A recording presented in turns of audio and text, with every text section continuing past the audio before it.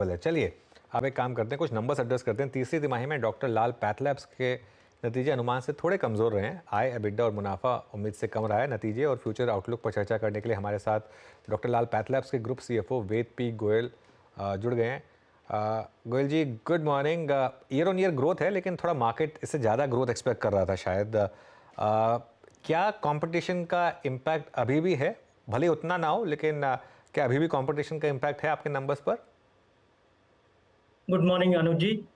देखिए नंबर थोड़े हमारे अनुमान से कम है, लेकिन जो हमने कहा डबल डिजिट की ग्रोथ है वो हमेशा हमने मेंटेन की है। और अगर देखेंगे पूरी इंडस्ट्री में we are the leader, not in this quarter, but आप पिछले 2-3 साल देखेंगे तो हम मार्केट में इंडस्ट्री लीडर रहे हैं in terms of growth, margins, everything. कुछ कारण थोड़ा सा स्लो डाउन का ये रहा कि सीजनल और जो फेस्टिवल थे इस साल में वो थोड़े डिफरेंट थे पिछले साल से। और कुछ लास्ट ईयर का थोड़ा बेस का भी इम्पैक्ट था, इसलिए थोड़े हमारे नंबर अभी 10.2 की हमारी ग्रोथ दिखी है। लेकिन हम बहुत होपफुल हैं कि आने वाले टाइम में ये ग्रोथ और यहाँ से अच्छी रहेगी। Q3 आप अनुज जी देखिए, ओवरऑल हमारे सारे क्वार्टर्स में Q3 वैसे भी थोड़ा कम होता है। हिस्टोरिकली अगर आप देखेंगे हमारा Q1 और Q3 सेम होता है, और इस बारी भी वो सेम ही है, कोई डिफरेंट नहीं है। तो अगर आप देखेंगे हिस्टोरिकली, अगर प्री कोविड भी देखेंगे तो Q1 Q3 हमारा सेम होता है, जो इस साल भी वो सेम ही है। अच्छा, मैं एक सवाल आपसे पूछना चाह रहा था कि सबअर्बन का इम्पैक्ट कितना रहा है आपके ऊपर यहाँ पर, और क्या मुंबई मार्केट में एक इनरोड्स बनाने में हेल्प की है उसने, और यहाँ पर क्या व्यू है अब? डेफिनेटली सबर्बन देखिए, अभी पिछले 2 साल में हमने सबर्बन पे काफी काम किया। पहले इनिशियली में तो थोड़ी हमें प्रॉब्लम आई थी, क्योंकि पीपल इंटीग्रेशन वो सब दिक्कतें आई। लेकिन मैं बहुत खुश हूँ कि अभी डायरेक्शनली हम देखेंगे 2 क्वार्टर से सबर्बन का परफॉर्मेंस बहुत अच्छा है। और नो डाउट जो सबर्बन हमने मुंबई में लिया है वो पर्पस वही था कि जो हम उसको स्केल अप करें, क्योंकि मुंबई में हमारा जो अपना बिजनेस था डॉक्टर लाल का, वो इतना ज्यादा नहीं था। After suburban I think we are the second largest हो गए हैं उस मार्केट में। और इंफ्रास्ट्रक्चर वाइज तो आप देखेंगे हम नंबर 1 है पूरे महाराष्ट्र में। चाहे लैब्स हो, चाहे कलेक्शन सेंटर हो, तो इंफ्रास्ट्रक्चर हमारा ऑल सेट है। हमारी रेफरेंस लैब भी हमारी खुल गई है वहाँ पे। और मुझे लगता है आने वाले टाइम में सबर्बन और अच्छा करेगा यहाँ से। अभी जितना हमें अनुमान है उतना नहीं कर रहा, लेकिन मुझे पूरी उम्मीद है आने वाले टाइम में सबर्बन बहुत अच्छा करेगा यहाँ से। ओके, वैसे अब ये वॉल्यूम्स कैसे रहे?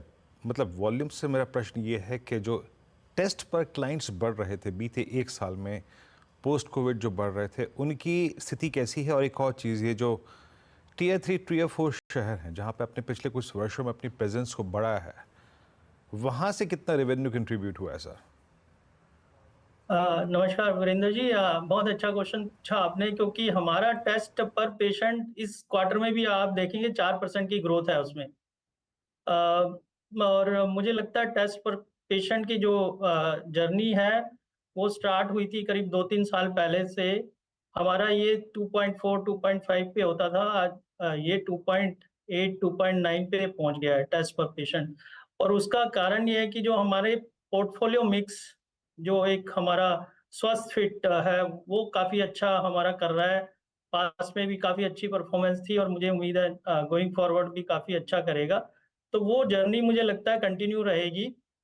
सेकंड जो हमारा वॉल्यूम का है, वॉल्यूम के 2-3 चीजें हैं जिसमें इसको इम्पैक्ट करती हैं। एक तो मिक्स है, जो हाई एंड और रूटीन के टेस्टिंग का है। और एक जो मैंने बताया पोर्टफोलियो, जो स्वस्थ फिट वॉल्यूम हम जो बताते हैं वो पेशेंट विजिट बताते हैं। लेकिन हमारे लिए ये इम्पोर्टेंट है कि एक ही पेशेंट को हम अगर एक ही विजिट में कुछ ज़्यादा सर्विस दे दें या ज़्यादा टेस्ट कर दें, तो उसका रिफ्लेक्शन है कि आज आप देखेंगे हमारा स्वस्थ फिट का कंट्रीब्यूशन करीब 20-21% है। एक तो रीज़न वो है। सेकंड क्वेश्चन आपने टियर 3 टियर 4 से पूछा, वो बहुत अच्छा हमारा कर रहा है। इनफैक्ट हमने स्लोली नोट किए टियर 3 एंड डाउन, उसमें आज हमारी 34% रेवेन्यू इस टियर 3 प्लस एरिया से आती है। और उसकी अगर रेवेन्यू ग्रोथ देखेंगे हम पिछले 3 साल 4 साल की, तो 18% की CAGR ग्रोथ है वहाँ पे। और मुझे लगता है कि आने वाले टाइम में, क्योंकि जो पॉपुलेशन वहाँ पे बैठी हुई है टियर 3, टियर 4, टियर 5 में and down the line rural also, तो ये अगर हमारी जर्नी और ये ग्रोथ ऐसे ही रहती है तो हमें बहुत उम्मीद है इस टियर 3, टियर 4 टाउन से। और ये हम और डीपर जा रहे हैं। अभी हमारी जो कोर ज्योग्राफी है नॉर्थ और ईस्ट, वहाँ पे देखेंगे बहुत स्कोप है। सिटी जैसे गो- हम अभी बड़ी-बड़ी सिटीज़ में हैं, लेकिन हाँ, उनके नीचे हम गोयल अभी साहब, ना। जी। गोयल साहब, I got your point. I mean मुझे वॉल्यूम्स के दृष्टिकोण से और टियर 3 टियर 4 से मिल गया। एक और बात, आपको अभी आपने अनुज जी के प्रश्न के उत्तर में मुंबई का जिक्र कर ही दिया। नॉर्थ इंडिया में आपकी प्रेजेंस को देख ही रहे हैं। अगले 1 साल में आप क्या मानते हैं? आई मीन साउथ से आपका कितना रेवेन्यू आ जाएगा? वहाँ क्या एक्सपेंशन प्लान है आपके? देखिए, साउथ में हमारे 2 प्लान हैं। एक तो ऑर्गेनिकली हमारा इंजन चल रहा है, हम एक्सपेंशन कर रहे हैं। हमारी इन्वेस्टमेंट भी आप देखेंगे, हमारी काफ़ी नई लैब जो साउथ में ही आई हैं, और आने वाले टाइम में भी हम साउथ पे बहुत फ़ोकस है। पर एक्स्पोनेंशियल ग्रोथ के लिए साउथ में मुझे लगता है हम इनऑर्गेनिक भी एक ऑप्शन है हमारे पास, और हमारे पास काफ़ी कैश भी है। तो साउथ एक एरिया है जहाँ पे हम ऑर्गेनिक और इनऑर्गेनिक बहुत उस पे हमारा फोकस है। अभी साउथ में ज़्यादा हमारा कंट्रीब्यूशन नहीं है, 7-8% रेवेन्यू साउथ से आती है। पर मुझे लगता है आने वाले टाइम में साउथ में बहुत पोटेंशियल है, और ऑर्गेनिक और इनऑर्गेनिक इंजन दोनों मिला के हमें लगता है साउथ में भी हमारा काफ़ी सब्सटेंशियल पोर्शन होना चाहिए फ्यूचर में। ऑलराइट, गोयल जी बहुत बहुत शुक्रिया आज हमारे साथ जुड़ने के लिए और हमसे बात करने के लिए। ऑल द बेस्ट आपको आगे के फ्यूचर प्लान्स के लिए। Thank you. चलिए अब आगे बढ़ते हैं और वो जो हमारा बिग इंटरव्यू हुआ था फ्राइडे को, उसकी बात करते हैं। एसपीआई और ओएनजीसी में भी अपनी हिस्सेदारी बेचने के लिए सरकार को परहेज नहीं है।